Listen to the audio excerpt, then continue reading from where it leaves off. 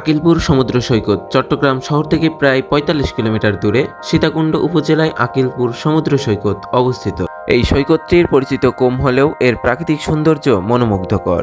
সীতাকুণ্ডের নিমতলা গ্রামের পাশেই এই সৈকতের অবস্থান। ঘূর্ণিঝড় ও জলোচ্ছ্বাসের কারণে এখানে পানি উঠে যেত। বর্তমান সরকার এখানে বাঁধ নির্মাণ করেছে ও নানান ধরনের গাছ লাগিয়েছে, ফলে সৌন্দর্য এখন বৃদ্ধি পেয়েছে।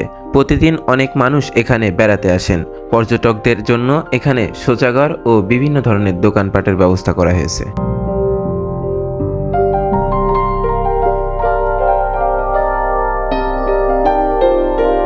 এই সৈকতের পাশেই অবস্থিত কুমিরা ঘাট। এখান থেকে সন্দ্বীপ খালের মধ্য দিয়েই মানুষ সন্দ্বীপে যায়। প্রায় 40 কোটি টাকা ব্যয়ে 2019 সালে পুরো সৈকতটিতে বাঁধ নির্মাণ করা হয়।